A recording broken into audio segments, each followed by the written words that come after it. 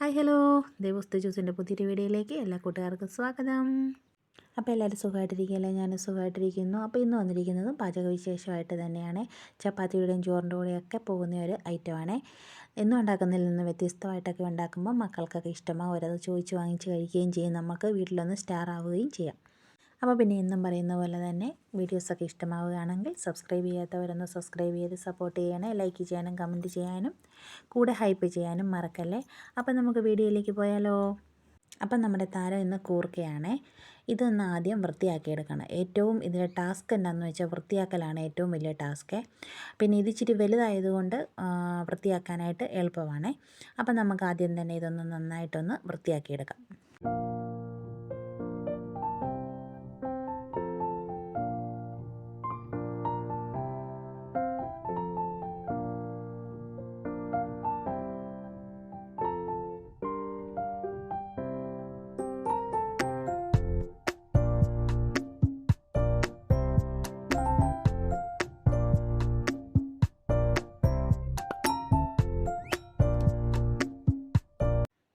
അപ്പം നമ്മുടെ കൂർക്കയെല്ലാം തോലൊക്കെ കളഞ്ഞ് വൃത്തിയാക്കി ചെറിയ കഷ്ണങ്ങളായിട്ട് മുറിച്ചെടുത്തിട്ടുണ്ട്.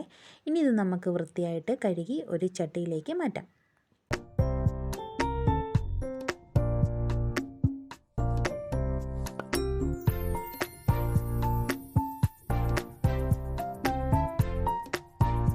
ഇനി കഴുകി വൃത്തിയാക്കി വെച്ച കൂർക്ക ചട്ടിയിലേക്ക് മാറ്റിയതിന് ശേഷം അതിലേക്ക് ആവശ്യത്തിന് വെള്ളം ഒഴിച്ചു കൊടുക്കുന്നുണ്ട്. അതിലേക്ക് ഒരു 1/4 ടീസ്പൂൺ മഞ്ഞൾപ്പൊടി, ആവശ്യത്തിന് ഉപ്പ്, 2 പച്ചമുളക് കീറിയത്, പിന്നെ 2 തണ്ട് കറിവേപ്പില, ഇതെല്ലാം കൂടി ഇട്ട് നമുക്കിത് നന്നായിട്ടൊന്ന് വേവിച്ചെടുക്കാം.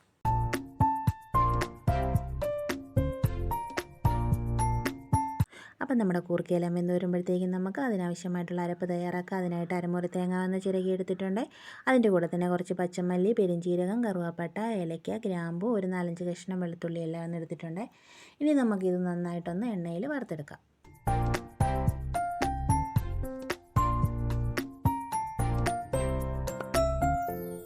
അപ്പം നമ്മുടെ തേങ്ങയൊക്കെ എണ്ണയിൽ കിടന്ന് ഒന്ന് മൂത്ത് വന്നിട്ടുണ്ട്. ഇനി ഇതിലേക്ക് നമുക്കൊരു 4 കഷ്ണം ചുമന്ന മുളക് ഇട്ട് കൊടുക്കാവേ. മുളക് ആദ്യമേ ഇട്ട് കൊടുത്താൽ കരിഞ്ഞു പോകും. അതുകൊണ്ട് നമുക്ക് ഒരു തേങ്ങയൊക്കെ പകുതി ഒരു മൂപ്പായി കഴിയുമ്പം ഇട്ട് കൊടുത്താൽ മതി. ഇനി ഇതിൻ്റെ കൂടെ കുറച്ച് കറിവേപ്പിലയും കൂടി ഇട്ട് കൊടുത്ത് നന്നായിട്ട് നമുക്ക് ഒന്ന് ഇളക്കി കൊടുക്കാം.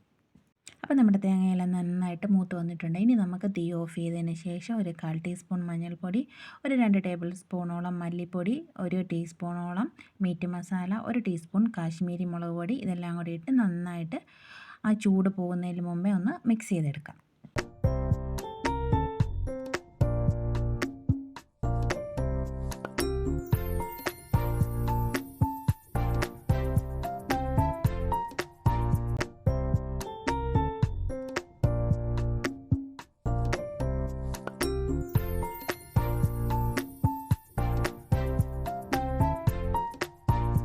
അപ്പോൾ നമ്മുടെ കറിക്ക് ആവശ്യമായ മസാലയെല്ലാം ഇവിടെ റെഡി ആയിട്ടുണ്ട്. ഇതിൻ്റെ ചൂടൊന്ന് മാറിയതിന് ശേഷം നമുക്കിത് മിക്സിയുടെ ജാറിലേക്ക് ഇട്ട് നന്നായിട്ട് അരച്ചെടുക്കാം. അപ്പോൾ നമ്മൾ നേരത്തെ വേഗം വെച്ച കൂർക്കത വെന്ത് വറ്റി ഇവിടെ റെഡി ആയിട്ടുണ്ട്. ഇനി ഒരു ചട്ടി എടുത്ത് അടുപ്പത്തേക്ക് വെച്ച് ഓയിൽ ഒഴിച്ച് കൊടുക്കുന്നുണ്ട്. ഓയിലൊന്ന് ചൂടായി കഴിയുമ്പോൾ കടുക് ഇട്ട് കൊടുക്കുന്നുണ്ട്. കടുകെല്ലാം ഒന്ന് പൊട്ടി കഴിയുമ്പോൾ നമുക്ക് ചെറിയ ഉള്ളി അരിഞ്ഞത് ഇട്ട് കൊടുത്ത് നന്നായിട്ടൊന്ന് വഴറ്റിയെടുക്കാം. ഉള്ളിയെല്ലാം നന്നായിട്ടൊന്ന് വഴന്ന് കഴിയുമ്പോൾ അതിലേക്ക് കുറച്ച് കറിവേപ്പിലയും 4-5 കഷ്ണം വറ്റൽമുളകും കൂടി ഇട്ട് ഒന്നുകൂടെ ഒന്ന് നന്നായിട്ട് വഴറ്റിയെടുക്കാം.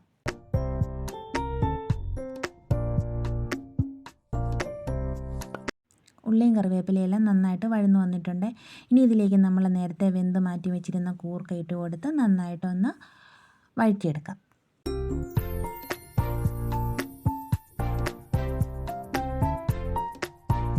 അപ്പോൾ നമ്മുടെ കൂർക്കയെല്ലാം നന്നായിട്ട് എണ്ണയിൽ കിടന്ന് വഴന്നു വന്നിട്ടുണ്ട്. ഇനി ഇതിലേക്ക് നമുക്ക് നേരത്തെ തയ്യാറാക്കി വെച്ചിരുന്ന തേങ്ങയുടെ അരപ്പ് ഇതിലേക്ക് ഇട്ട് കൊടുത്ത് നന്നായിട്ടൊന്ന് മിക്സ് ചെയ്തെടുക്കാം.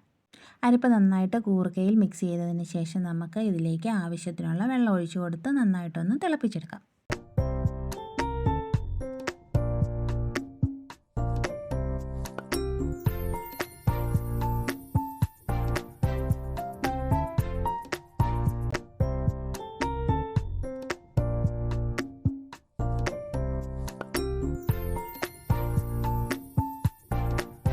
ഇനി നമുക്കിതിലേക്ക് കുറച്ച് പുളി ചേർത്ത് കൊടുക്കാവേ. അതിനായിട്ട് ഒരു നെല്ലിക്ക വലുപ്പത്തിലുള്ള പിഴിപുളി ഒന്ന് എടുത്തിട്ടുണ്ട്.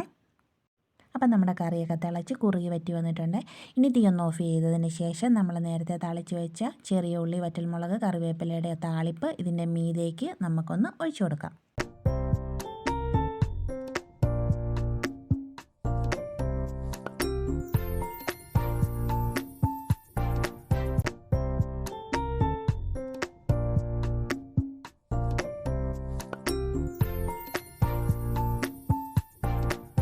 അപ്പം നമ്മുടെ തേങ്ങ വറുത്തരച്ച കൂർക്ക കറി ഇവിടെ റെഡി ആയിട്ടുണ്ട്.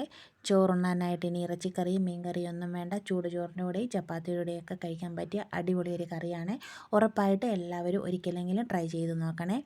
എന്നിട്ട് നിങ്ങളുടെ അഭിപ്രായങ്ങൾ കമൻറ്റിലൂടെ എന്നെ അറിയിക്കണേ. ലൈക്ക് ചെയ്യാനും ഹൈപ്പ് ചെയ്യാനും ഷെയർ ചെയ്യാനും മറക്കരുതേ. അടുത്ത വീഡിയോയിൽ വീണ്ടും കാണാം. ബായ്.